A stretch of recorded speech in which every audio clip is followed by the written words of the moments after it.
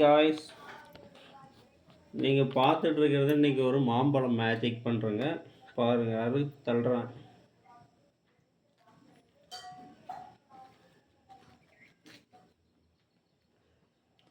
Okay, அழகாக அப்படியே எடுத்துட்டுங்க.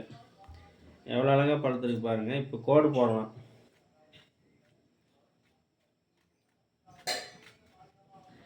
அப்படியே அழகாக எடுத்தா என்ன ஒரு டிசைன்!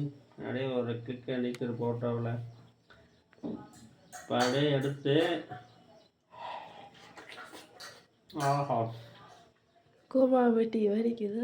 குருமாப்பட்டி என்னங்க குருமாப்பட்டி? எங்கள் கோவாலப்பட்டிக்கு வாங்க, சும்மா குடம் மாதிரி இருக்கு போகலாம்.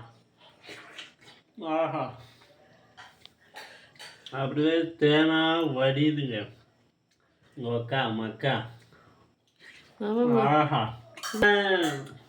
இந்த கோவாலப்பட்டிக்கு வாங்க, எங்கள் ஊர் மாம்பழத்தை கோமணம் கட்டின்னு சாப்பிடுங்க. அவ்வளோ அருமையாக இருக்கும். என்னையா டேஸ்ட்டு! மக்கா மக்கா, தேன் வடியுதுங்க. சாப்பிட்டா இப்படி சாப்பிட்ணும், இல்லைன்னா சாப்பிடாம நீட்டி படுத்துக்கணும். ஒரு கடி கடிச்சா சந்தன வாசனை, ரெண்டாவது கடி கடிச்சா எலுமிச்சை பழம் வாசனை, மூணாவது கடி கடிச்சா மல்லிகைப்பூ வாசங்க. மொத்தத்தில் ஃப்ளவர் பழம் எங்கள் ஊரில் தாங்க அடிக்குது வாசம். ஏங்க கோவாலப்பட்டிக்கு வாங்க. கோவால அருமையான டேஸ்ட்டு. பாரு, உங்களுக்கு வேணுமா?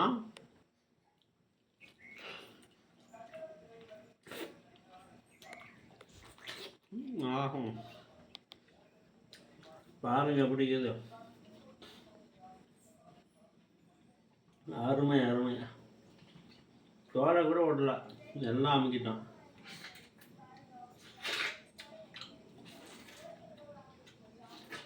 ஏங்க போதுங்க. ஆஹா ஆஹா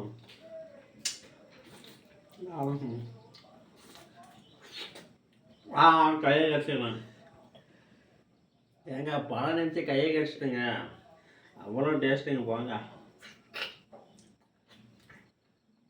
நாய் கடிச்சா 16 ஊசி போடுவாங்க, நமக்கு நாமே கடிச்சா எத்தனை ஊசி போடுவாங்க தெரியலையா? ஏன்னா நம்ம நாயோட மோசமாக இருக்கிறோங்க. இதிலே சாப்பாடு போட்டு சாப்பிட்லாங்க. ஒரு கொண்டா சோறை போட்டு குழப்பி அடித்தா எப்படி இருக்கும்? அதுக்கு தான் இது யூஸ் பண்ணுறது. இதிலே கூழ் ஊற்றி குடிக்கலாம், அப்படியே சோறு போட்டு சாப்பிட்லாம். இது மாதிரி நிறைய வெரைட்டிலாம் யூஸ் பண்ணிக்கலாம். ஏங்க கோவாலப்பட்டிக்கு வாங்க, இந்த மாதிரி மாம்பழத்தை சாப்பிடுங்க, தேனா இருக்குதுங்க. நிஜமாக சொல்கிறேன். நம்ம வீடியோவும் வைரல் ஆக்குங்க. யாராவது வீடியோ வைரல் ஆக்குறீங்க, என் வீடியோ வைரல் ஆக்க மாட்டீங்களா?